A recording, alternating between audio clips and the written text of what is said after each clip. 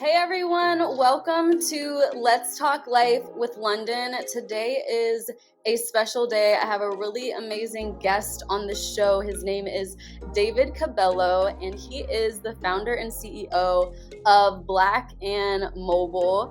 Black and Mobile is the country's first Black-owned food delivery service that exclusively partners with Black-owned restaurants to increase exposure and introduce new customers. David made a life-changing step in 2017 to leave college and begin setting the foundation of what is now Black and Mobile, which officially launched in February of 2019. Black and Mobile's main focus is to highlight underrepresented businesses in urban communities that are often overlooked and provide them with the technology they need to expand their customer base. So I am really excited today because we get to sit down with David and ask him all these questions about Black and Mobile. So I'm going to go ahead and welcome David to the show. I was so inspired by not only your story, but just the business concept in general, because I lived in New York for a few years and now in LA, and I was always ordering food. Like, I was ordering food probably like 2 to 3 times a week, if not more. So, and I had no idea about Black and Mobile at the time. So first, I want to say thank you so much for allowing your ideas to flourish into what is now Black and Mobile. And I'm watching everything you're building it to be and it to become. And I'm just really excited to hear from you all about your journey. Thank you so much. Thank you. I'm definitely excited. We just got to LA not too long ago, so it was perfect timing. I know we've been connecting and trying to get an interview set. So I'm like, we're gonna wait for the perfect timing. So what better time than Black History Month, right? Yeah, no, this is perfect. It worked out perfectly, honestly. Yep. So you started Black and Mobile in 2017 after deciding to leave college. And I just want to know what that thought process was for you, because making that leap of faith is pretty scary. Like, I've Yeah. made leaps of faith like that before. And especially something as big as leaving college is like society, not only society, but your family, Yeah. friends are probably like, what are you doing? Yeah. So walk me through how that went for you.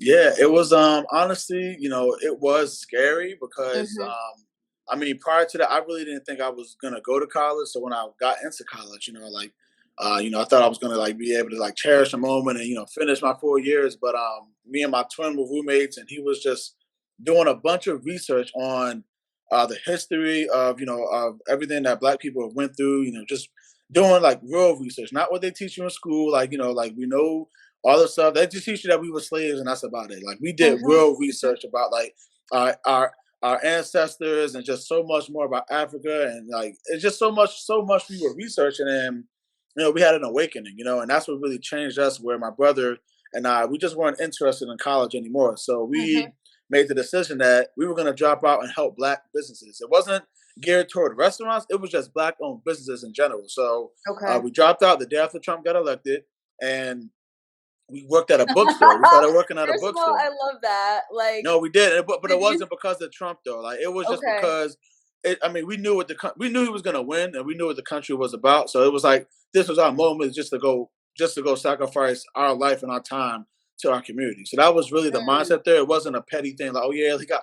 It wasn't anything like okay. that. But because we were already done with college prior to that. But after that Yeah. day, it's when we officially packed our bags and said like it's time for our next journey. So we started Hmm. working at this bookstore, shipping books to prisons, selling holistic stuff, CMOS, like educating ourselves, like just really doing so many new things for ourselves, and I had to make some extra money. So I'm like, like this is Hmm. great what I'm doing, but I got to be able to survive. I'm still a college dropout. I got to do something. So someone at the bookstore said, you can make money delivering food.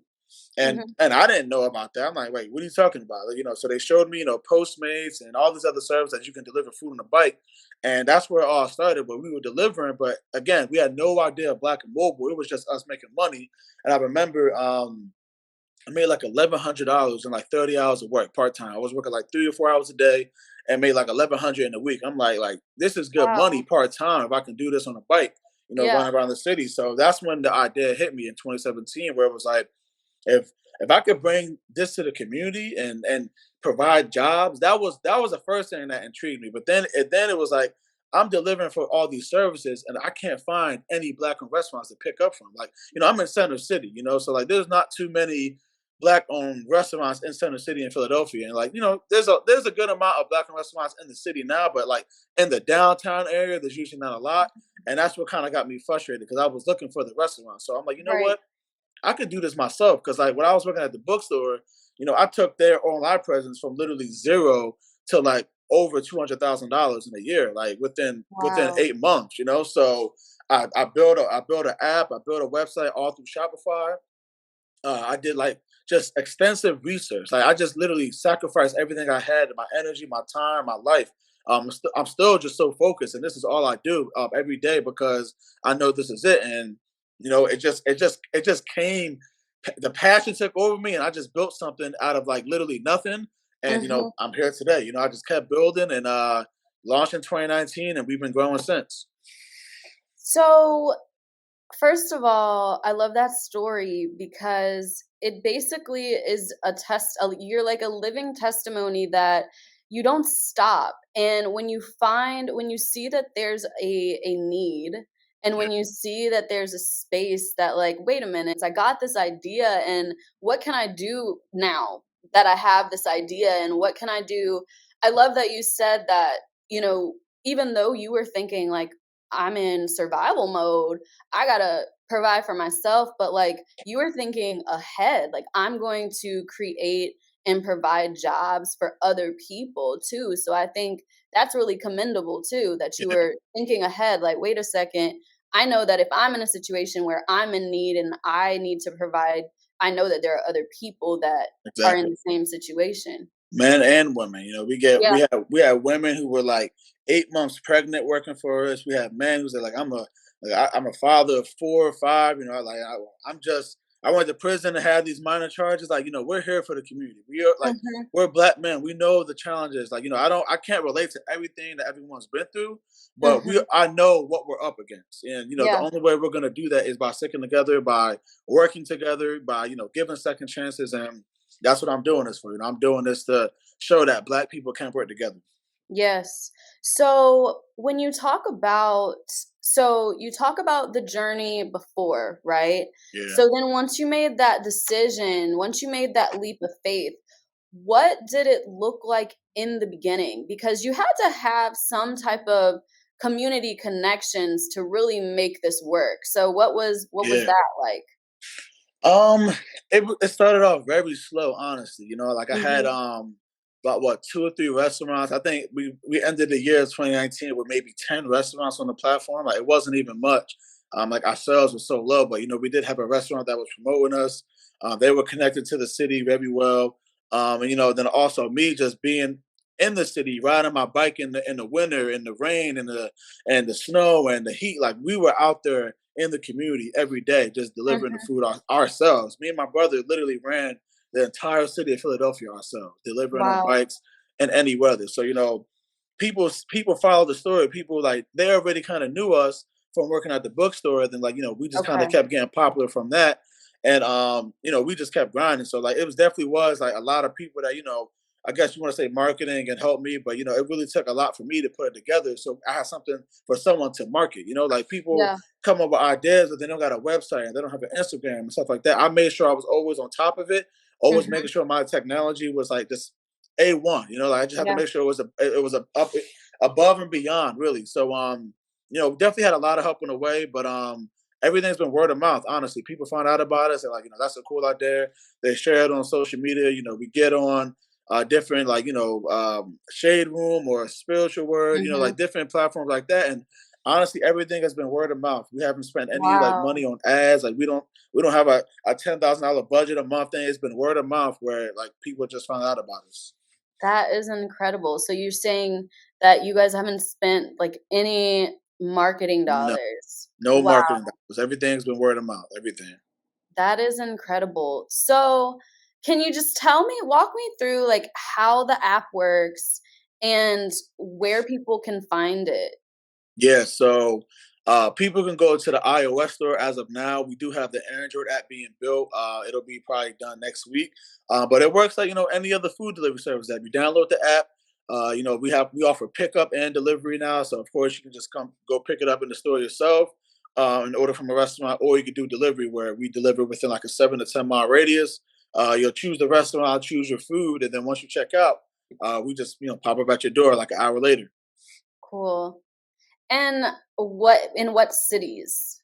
Cities, yeah. So we started in Philly, of course, and then we are in Atlanta, Baltimore, New York, and LA. Those are the five currently. Then at the end of the month, going into like March, April, we're gonna go back to Detroit as well. Okay. And during this whole process, I'm sure there's been like hills and valleys, and you can get to a point where it's just like you feel like you're working so hard and not seeing the results or not Sure, sure. seeing it, happening in the physical. But I think a lot of, like you said, a lot of things that you set up at the beginning can be the foundation for something that happens 5 years from now, you Yep. never know. Yeah. So, was there ever a time where you wanted to quit or just be like, "All right, enough, I'm good on this." Yeah. And if you did, what was the thing that kept you grounded and moving forward? Unfortunately, yes, I have had plenty of times where I was just done. I quit. Like I'm just like, this is just too much stress. I'm putting all my energy. I'm gaining weight. I'm getting depressed. Like it's been a lot of Mm, those moments where it's like it's hard. It's mhm. really a hard thing to start a business up and to go through challenges. Like, I mean, just for example, we have lost over $1 million in sales, like over that. Like it's just been like that hard Wow. because of tech issues that we had Yeah. working with people, and that didn't work out. So Mhm. yeah, it's definitely been hard. I definitely have like wanted to quit plenty of times. I mean, Mhm. being all just transparent, I've cried before. Like I've cried, I've Mhm. been emotional, like and I felt all those emotions when it comes to business. So I've Mhm. definitely felt it all. I think that the one thing that keeps me grounded, is definitely my brother, my mom, and like people that are around me working with me. Like, they believe in me. I believe in myself too, but sometimes it's hard when it's like you see things going bad, and it's like I don't know what to do at this point. So Mhm, it's mhm. definitely been a journey, and it's been this way since I started. Like nothing has been easy. Like even though people know us and it's word of mouth and all that stuff, it's been an uphill battle. I was just wondering what your biggest takeaway was throughout your journey, and of not even just the process now, but from start to finish before you founded the company. Is there anything that just sticks with you as far as just entrepreneurship in general? Because I'm sure there's a lot of people that look at you and look at your story and they're inspired, but maybe they feel like, man, I don't have the community support, or I don't have the resources that I think I need to get something off the ground. Yeah. I think the biggest thing that has like really just changed me is just being more patient because I'm Yeah. I'm so passionate and I'm so full of energy, and I'm like I could do anything in my mind, like I could like it doesn't matter what roadblocks are, and like sometimes it's just better to slow down because um you know although like I got in bad business deals, it's also because like I move so fast where it's like I know I Mm, can do this, and like that's not going to stop me, but I have to understand that like the reputation part is big. Like you can't just move fast and mess up and think that's okay. You got to just slow down a little bit. So that's the one thing for sure. Just it's okay to slow down. Don't worry about other people trying to do what you're doing because no one can do mhm, it the way you're doing it. Don't try to like just be so focused on that. Like one thing about me, which is always good, I never focused on Uber and DoorDash and let me try to take them out of business and we're better than them and let me talk down on yeah, them. That's not my mindset. Like my mindset is not focusing on anyone else. My mindset is mhm, focusing on how I can improve. That's it. So mhm, that's another thing was like I've always had that mindset, but it just reassured me that if I just keep focusing on me, I'll get to that point.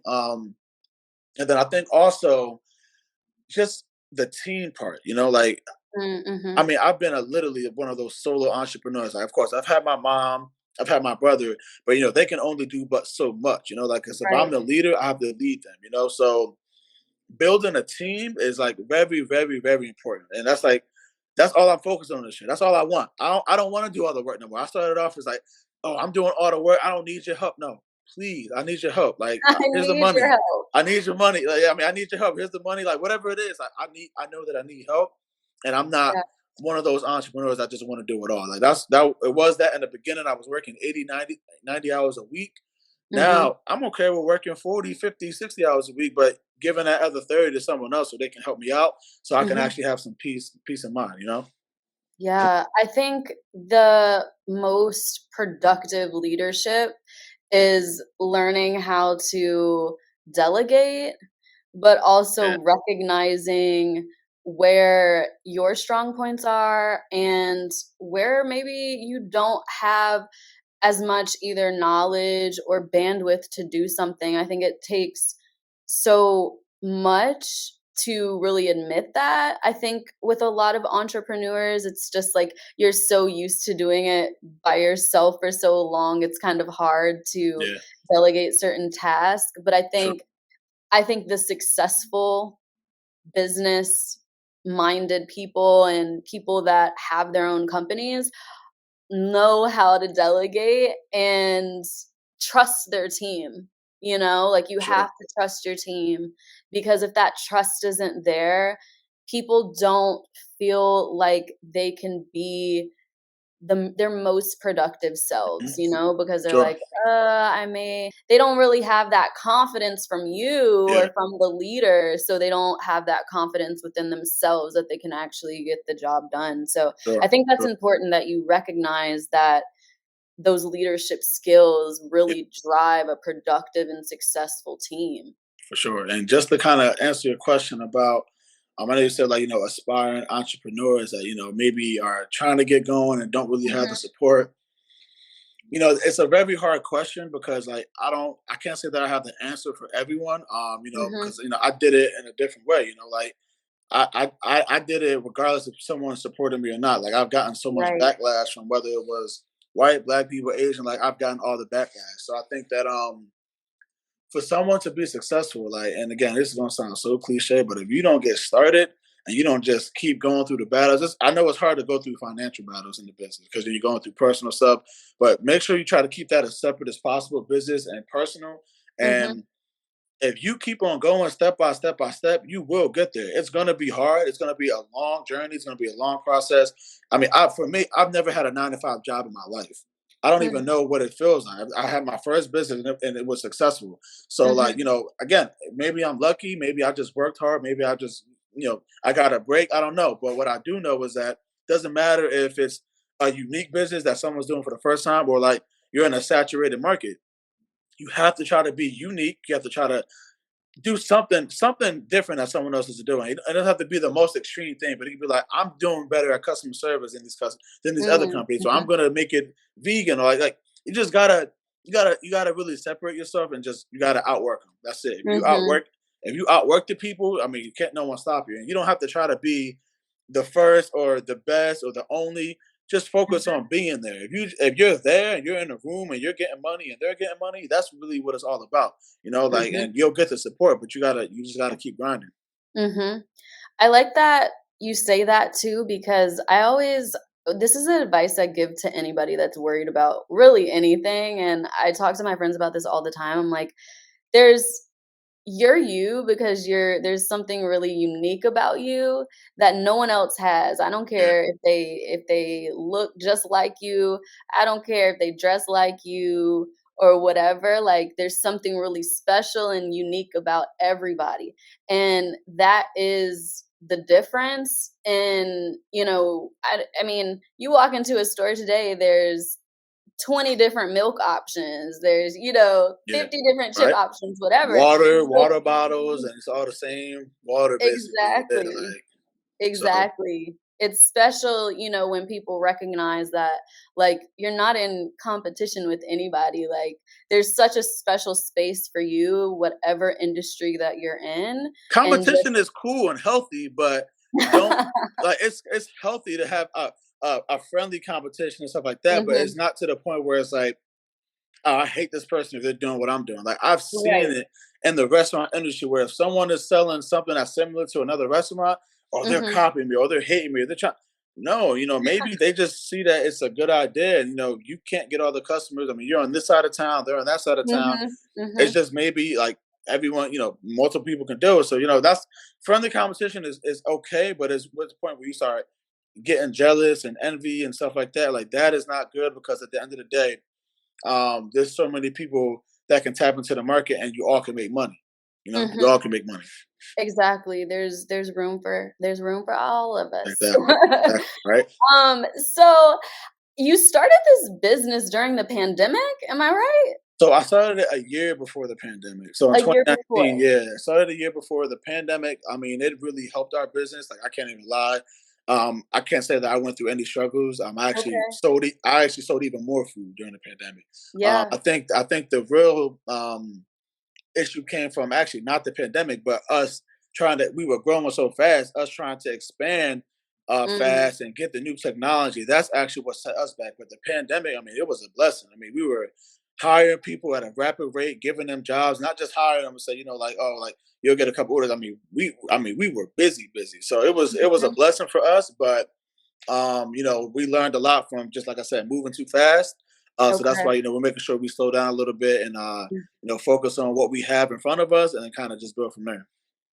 And that's really the key to everything. I think it's really great that you can recognize like, hey, we move too fast, Yeah, and yeah, like we did. a lot of people think like the faster you do something or maybe the harder you work or whatever that means to certain people, it's like they think that you are gonna get to your goal sooner or quicker, Yeah, but a lot of times it's like patience is a virtue, like, yeah. but when you're rushing something or when you're trying to force something, it's not gonna flow naturally, so I think it's really important to just kinda keep that in mind too when you're chasing your dreams or you're trying to start a new endeavor. It's like, the fastest and the hardest is not really the best, It's about knowing strategy. when to use those qualities, Mm, like knowing when mhm, to say, like, all right, it's time to act fast on this. It's time to act fast mm, on this specific deal. Or like we got to move mm, fast, like to execute this, or we got to work super hard over these next couple of weeks just to execute this. But mhm, not being in that mode all the time. Like you got to mhm, let time pass, and let things develop, and like it's hard for me to be even on her saying that because I'm one of those people that I want to outwork everyone. I want to go fast. Like I want to be all across the world. I want to just keep. I have so many ideas, but it was something that basically if I didn't learn it, God was gonna keep teaching me the hard way. So I've learned my mhm. lesson, and I'm just like I'm relaxing. We're gonna take what we have, and then we're gonna just keep going from there. You're like, "I learned my lesson, I Yeah. don't need any more, No any more. more." I'm good. I'm good. So, what do you see for the future of Black and Mobile? Like, are there anything like sneak peeks that you can kind of tell us to anticipate, or any like a you know, 5-year plan that you kind you of know see what? for the I, future of it? I'm gonna give you all a little something. So yeah. So we just we're coming to LA. That's gonna be our fifth market. Of course, when we add Detroit, it'll be our sixth market. Um, we're gonna slow down a little bit and just build these markets, but then after Mhm. that, we're actually gonna be doing equity crowdfunding. So you're the first person I've told Wow, that, but we're gonna be doing equity crowdfunding, and we're gonna let the community invest in this. So it's gonna be that's incredible. restaurants. It's gonna be just restaurants, drivers, customers, random people, whoever wants to invest in us. Mhm. Celebrities, they're going to be able to invest and actually get stock into Black and Mobile. So we're going to be doing that. Wow. That's what's going to be huge. That's like the next big thing for us right now. We're making sure that we can just rebuild what we have. We got to be Mhm, appealing to investors, and we got to make sure things are going right before we take that step. mhm, But yeah, that's going to be the next exciting thing for us. Go out there, raise money, eventually get on the stock market. That's like the next big thing. But in between that time, it's really just trying to conquer the U.S. right now. Like get into all these markets where there are a lot of Black-owned restaurants, where there are a lot of Black right. people. Like anyone can support us, but I mean, I'm just being honest. Like we are focusing on the Black community. We are focusing on Black consumers because Mhm. that's how the dollar's going to circulate. Um, Exactly. so that's the first thing. It's just really conquering the U.S. market. Eventually going, international, probably starting with like Jamaica, Haiti. Like, I mean, imagine what we Wow. could do there. And Yeah. I know it could be dangerous in some parts, but that is not the first thing we should think of when it comes to these other countries. Like, we can go out there and make a real difference and provide jobs and help restaurants out there. Mhm. Than even going to Africa. I mean, Uber and them are in Africa. Why aren't we can be in Africa too? So, Mhm. we can do all those things, but I think it's right now focusing on the US market, maybe going to like Canada, then Jamaica and all that stuff, and then Africa. I mean, we could do anything we want. I mean, like right now we're doing restaurants, we can start delivering hair, we can start delivering cosmetics, like we can start doing Mhm. all that stuff. We could do ride share. Like there's so many things Mhm. that Black and Mobile can do. Mhm. All those ideas have been talked about, but we're going to focus on the restaurant industry, make sure we have our footprint there, and then from there just kind of keep going from there. But We Funder is we're going to do equity crowdfunding. That's going to be I'm so excited for that, because like to be able to have a platform that you can go and raise money and not just donations and GoFundMe, but Mhm. like you're Mhm. putting your money up to actually invest in a company that you believe in, and that's what I'm excited. Right. That's so powerful, and you're really going to first of all, I hope that that's gonna go amazing. I already know it is, and I'm ready. I'm excited to watch that flourish for you, but you're really going to see the power of our community in Yeah, that, and I'm hmm really excited about for that for sure. you. Thank you. So, where can people find Black and Mobile? How can they download the app? How can they contact you, follow you, and support? Yeah, so I would definitely recommend everyone follow us on Instagram. Like that's where we're most active at. Of course, we have Twitter and we have Facebook, but Instagram is a platform that we use. As far as like apps and like where to order and stuff like that, so we have a link in our bio. I think on all the social channels, a link tree where you can go and actually just apply for a job or order or download an app. So all that stuff is in the link tree. But as far as like just learning more about it, I mean, you can just Google us. You Google Black and Mobile, we're gonna pop up. You Google first Black owned food delivery service, we're gonna pop up. You can search it all in there and then download our app. And we're active in these five markets: L.A., Atlanta, uh, Baltimore, New York, and Philly. Those are the five markets that we're in right now. So if you're in that area, download, definitely support the restaurants we have on there. If you know any other restaurants that you think should be on Black and Mobile, reach out to us, let us know the restaurant name, but even reach out to them. Say, look, there's a Black owned food delivery service. We support you and we would like to see this. You guys partner with this company. Again, we can't force anyone, but it always helps for a referral. So yeah, that's definitely how I would say you can support us, and definitely appreciate everybody. Thank you so much for joining me today, Sure. David. Sure.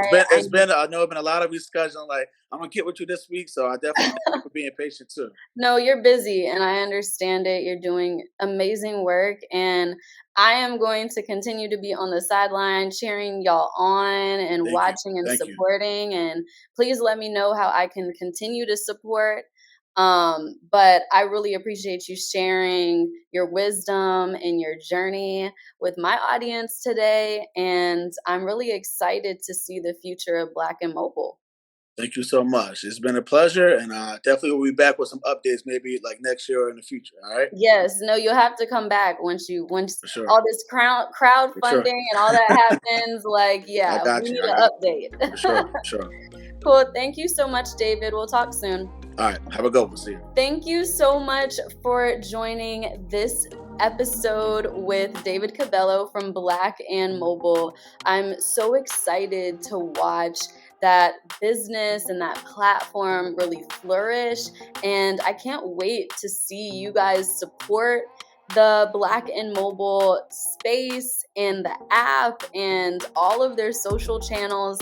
And I hope you learned something from him today. Never stop, keep going, use all of these motivations and inspirations to really fund your dreams and start your dreams. So, thank you so much for watching, and I'll catch you guys on the next episode.